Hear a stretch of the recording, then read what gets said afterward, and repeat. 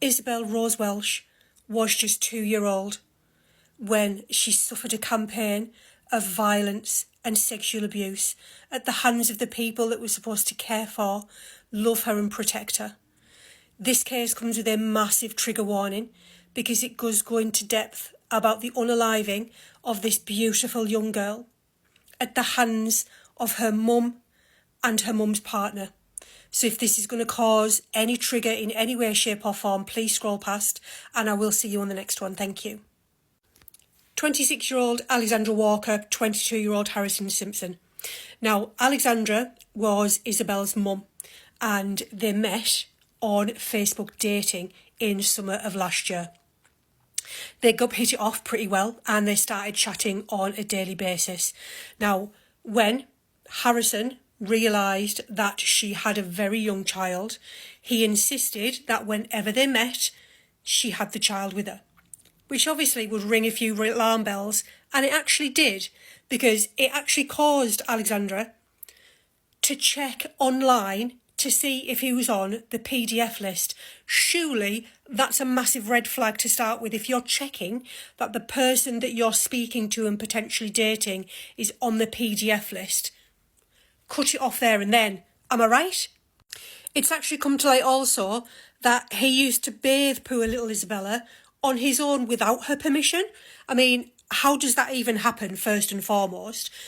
But again, if you're suspicious enough of somebody to go online and check the specific PDF list, why are you letting them anywhere near your 2-year-old child? I mean, apologies, I'll carry on with the case. So in around about mid-June of last year, little Isabel was taken to the GP because she was saying that her leg was hurting. So mum took her to the GP, who then told them that they needed to go to hospital because it actually turns out she had a broken leg. Now, when they arrived at the hospital, suspicions were raised because it was an old injury. The doctors and nurses suspected that the injury had occurred at least 2 weeks prior to them actually taking Isabel to the doctors. Unfortunately, she was released back into their care and nothing was then put forward in place because Isabel's mum had said that she must have fallen out of her cot, she must have hurt it in the baby walker. She made up an excuse as to how the injury occurred. Isabel was also left alone on multiple occasions with Mr. Simpson, even though she had suspicions that he was interested in young children. On the 13th of September last year, Isabel collapsed at home. What did she do? She lit a cigarette, went into the kitchen and Googled, "Why is my child bleeding?" She then didn't still ring emergency services. What she did do was ring her stepdad. Her stepdad came rushing round, saw baby Isabel and urged her to ring the emergency services, which at that point she did. I mean, ring emergency services. So again, trigger warning, this is where we are going to go into speak about the injuries that were on Isabel's body. So please, if this is going to trigger you in any way, please scroll past. When the paramedics arrived, they found little Isabel at the bottom of the stairs. Now, unfortunately, there was no pulse.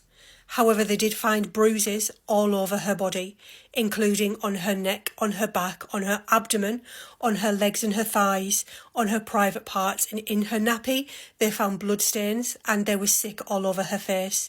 They rushed her to hospital, but sadly, Isabel, she didn't make it. They were clearly both arrested, obviously, and at that point, they both started blaming each other. Weirdly, and we're not quite sure why, but there were security cameras inside the home and it showed on the day that Isabel passed away, she drank at least 10 cans of lager. Unfortunately, it didn't capture the time where it didn't capture what happened, so we don't know whether she had fallen down the stairs, whether she'd been tripped over. Sadly, that will never be known because she refused to answer any more questions. Flat out refused. Now, according to the post-mortem report, she died from an unsustainable head injury.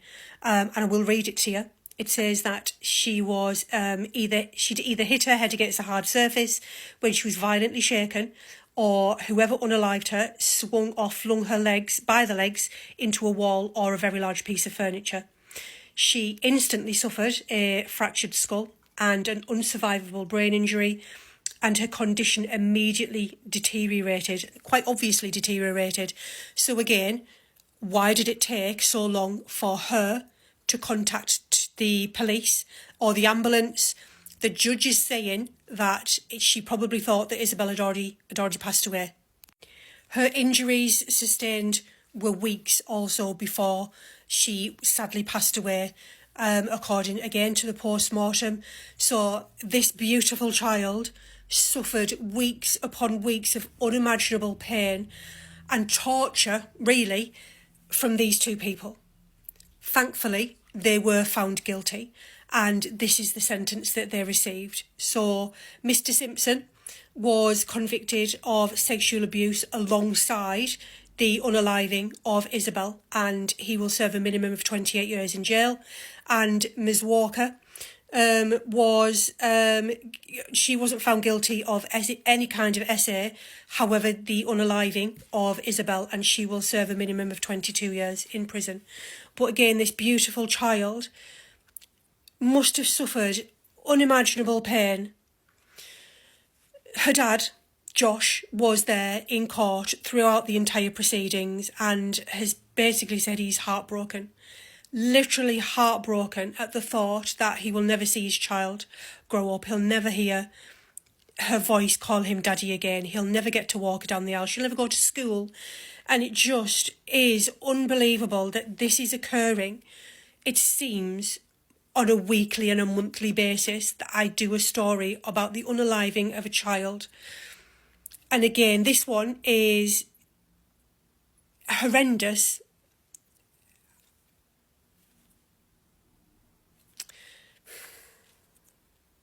I'm not going to cry. So, Isabel, I'm so sorry.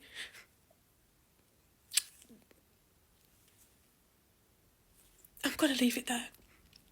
I'm Mrs. B, and I'll see you on the next one. I really hope there isn't a next one.